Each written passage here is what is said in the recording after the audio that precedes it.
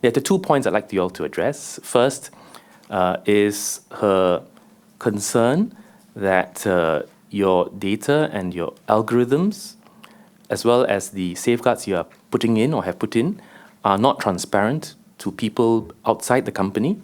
And from the perspective of governments around the world, certainly also Singapore, regulators, as well as national security agencies, as well as consumer interest groups, are not able to verify whether these safeguards that you put in place will indeed achieve the effect that you say you're seeking to achieve. And second, the point about your companies, while being commercial companies, who of course do CSR as well, you are more than just, or the service you provide is more than just a commercial service, but has now been shown to affect social stability, have been used to affect social stability, and has been used to impact democratic practices around the world, and has been used to affect other countries, whether by state-owned actors or otherwise. Could I just maybe invite Mr. Tan to respond first, and then invite the others to respond briefly in the interest of time? Sorry, could you repeat the last question, please? The first question is with regards to transparency of your algorithms and your processes and your safeguards to external parties who have a keen interest in that, such as governments, regulators, national security agencies, and consumer interest groups and other entities outside your company. Claire Waddle's view is that, as an expert, that you need to be more open about this, to open yourself to independent auditing. I know that I've suggested you take it, but would you mind if I take those questions? Let me do the second question first. Yeah. The second question is that the services and your platforms are no longer just commercial services that you provide, but rather have an impact on democratic practices, on the stability of society, and on national security. We recognize that we have more to do to improve transparency around how our platform works, how advertising works on the platform, and therefore to help academic experts and governments and others to understand these issues. We agree.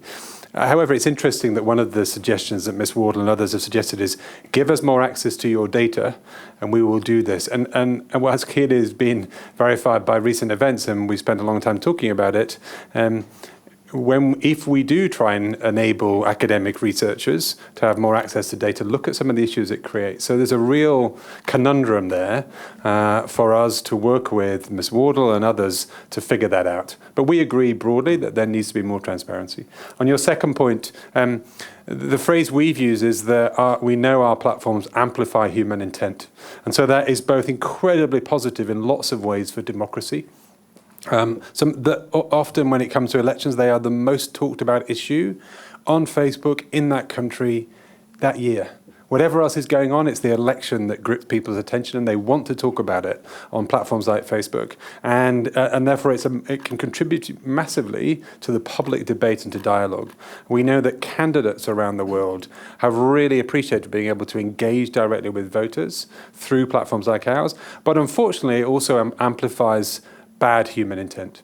So people who want to try and undermine the integrity of democracy and elections also have used our platforms. And what we need to do is try to find ways to accentuate the positive and to deal with that negative in partnership with colleagues here and with governments and other organizations and people like Ms. Wardle. Thank you. Maybe could we have Twitter? Thank you, Mr. Lee, for the question. We agree that the path to transparency is an ongoing one. We've made an enormous amount of progress in the last 2 years, and especially since the end of the US election. But having said that, I would also want to point out that there are some specific actions that are being taken that I think strongly indicate for our company and for Twitter that we take this question very, very seriously. A couple of weeks ago, our CEO, Jack Dorsey, announced that we were embarking on an unprecedented project and initiative to include the smartest, the brightest, the best experts, researchers and academics to come join us in these questions. We have one of the most open calls for partnership in the world, and we will be making our data available. We will be making commensurate financial support for those who won't be able to necessarily join that but have the smarts to be at those tables. And we believe that this is the kind of commitment we need to work on these projects together.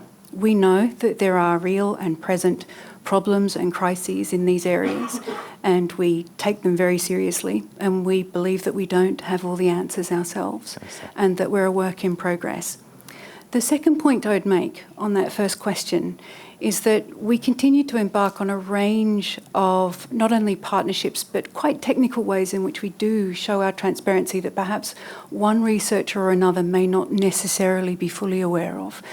For example, when we're dealing with issues of child sexual exploitation or minors and content, which is an extremely serious problem for our platforms, we have a partnership with the National Centre for Missing and Exploited Children and a special VPN closed line for sharing incredibly sensitive data that helps solve crimes every day and helps solve those issues. So there is a track record there. Additionally, we have unique partnerships like an external trust and safety council comprising experts from all over the world and from our markets who advise us on culturally specific, nationally specific and locally appropriate ways to address and to countenance these kinds of challenges. And those can span everything from questions around freedom of expression to violent extremism to how do you deal with the fake followers phenomenon. So there's a range of those there, and we could furnish the committee with additional information in technical detail to help outline those and give you a sense of what that framework looks like and what that architecture looks like. Thank you. Most of that information is publicly available, but putting it all together sometimes gives you the picture. On the question of social stability, to those points and to the points I just made, I would say that we take that enormously seriously, and that's why we've embarked on these projects together, and that's why we're working so hard to make these adjustments and adaptations in real time. And like the other companies here, we're making real-time investments very quickly at scale, understanding that these are real issues that we have to work on together. Okay, thank you. Maybe a brief response from Google. Sure. On the 2 points. Do you accept that transparency is important for regulators, government agencies, and national security agencies, and third parties, not academics, but third parties who look at what you're putting in place, whether it's adequate? And second, that you recognize that Google is no longer just a commercial service, but has an impact beyond just being commercial. Thank you for the question, Minister, and good evening. I think it's evening now. To your first question, I want to say that we are very much committed to transparency and an ongoing dialogue with partners such as Dr. Wardle. In fact, actually just 2 days ago, I love breaking news, we actually just recently announced that we are partnering with Dr. Wardle and First Draft out of the Shorenstein Center at Harvard to create a disinfo lab, which will work on creating computational tools and editorial oversight, particularly related to elections. There was a lot of discussion about elections, during this session, and so we very much are committed to working with those who will sometimes criticize us and push back on us in this work. We know our responsibility, and I think this goes to your second question, which is we understand our responsibility in the information ecosystem. I would venture to say that search works a little bit differently, quite differently actually, from social media. And if you would like, I'm happy to do a quick little description of sort of how that works because you asked about the algorithm. If the chair would allow, I'd be happy to do that. The way search works is that people come to us, they come to Google and they search for something. So they have to proactively make a query to us. And the way that our algorithm delivers results is mostly based on the query itself. So it is localized for language and geography because we understand that Nasi Lemak in Singapore may mean something different than Nasi Lemak in Malaysia, and which one is better is certainly a question we have, an open question. Not here, of course, not in Singapore.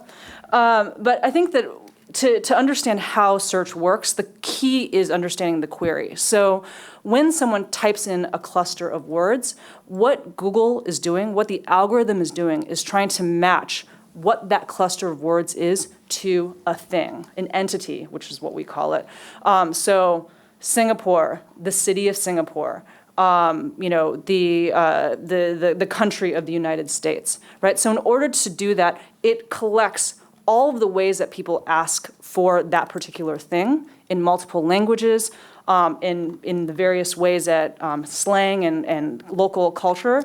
And what it does is it delivers the thing that seems most relevant to that cluster of questions. And so the bulk of what is returned is due to the cluster of words that you type in. Now, there is a small measure of personalization related to what you have searched before. And I think it's best to give a specific example. So if I type in Barcelona, I could mean the city of Barcelona. I could mean the football team. And so what Google will do in those cases where the cluster of words that I type in could relate to various entities means that based on what I've searched in the past, so if I am an avid football fan and I have searched for football teams and Barcelona and what's happening with the Spain football rankings, then it will return more results related to that particular team. So that's a bit of an explanation to help you understand what our algorithm is doing when we're relating to search.